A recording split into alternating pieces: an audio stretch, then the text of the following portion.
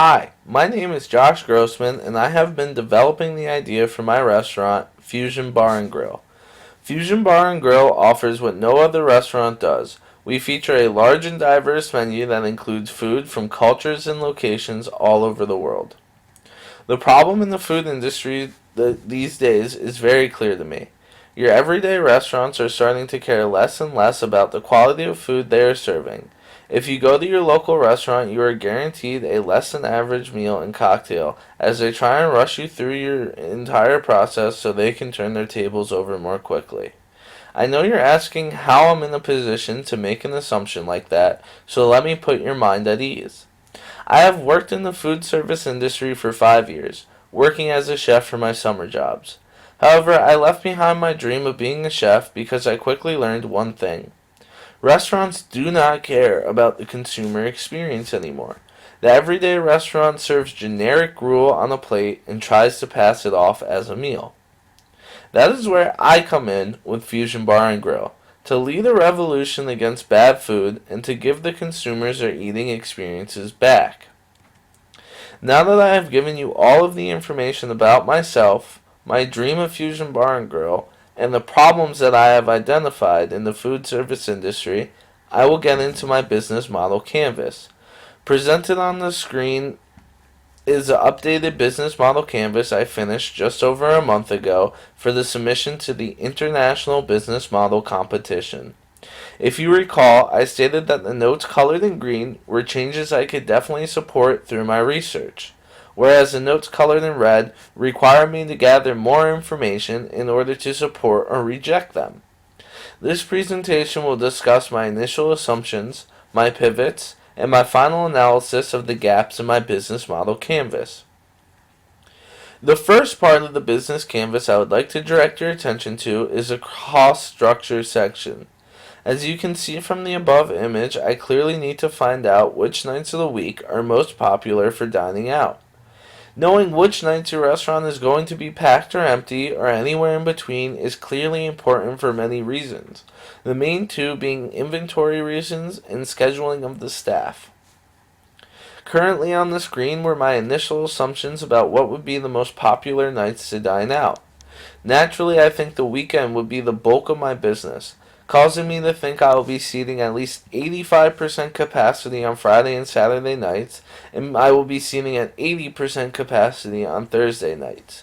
Whereas the weekday capacity numbers are much lower because, based off of my previous experiences, not many people chose to dine out during the first few days of the work week.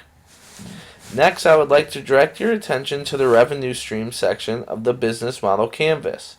In my last presentation, I was lacking sufficient information on how much money my customers were willing to spend when they decide to dine out. My assumption was that people are willing to pay more for higher quality food and a better ambiance. However, even if my assumption is true, I'm still lacking information regarding the maximum amount of money my customers would be willing to spend. Finally, I would like to direct your attention to the customer relationship section of the canvas. For this section, my assumptions are pretty simple. I feel as though people choose to go out to eat because they want a better meal than they can cook for themselves, and they also want a fun environment and experience. As we dig deeper into the same question, I think my exotic menu gives my restaurant that competitive advantage that makes consumers want to dine at my establishment over any other one. So how did I test my assumptions? Unfortunately, I didn't have the funds to launch a Google consumer survey for this project, but I did launch a SurveyMonkey survey to gather some information. As you can see the results presented to you on the screen, as you can tell from my results I was pretty spot on about my first assumption, but the other two assumptions were definitely wrong. Unfortunately, since I wasn't using Google Consumer Survey, it was up to me to get this survey out to as many people as possible. In order to do that, I sent it to my friends at the University of Vermont, New York University, Yale University, and the University of New Hampshire. Each friend that I sent it to then forwarded it on to all of their friends and family on and off of their campuses.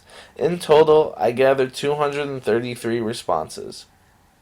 Currently on the screen now is my updated and final business model canvas.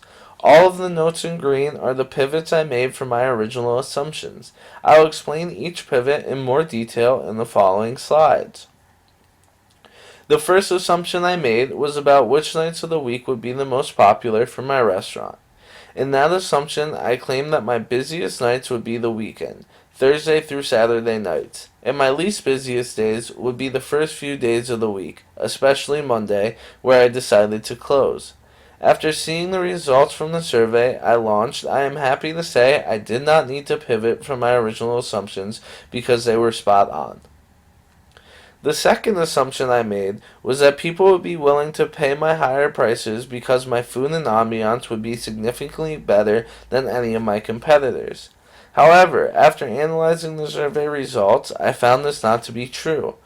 Most of the respondents said they are only willing to spend $18 to $21 on an entree. That's significantly lower than my average entree price. So the pivot I made was to completely change my menu.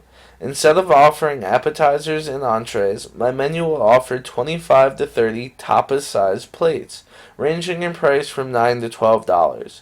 And 2 to 3 plates would feed one person, making it significantly cheaper to dine at my establishment.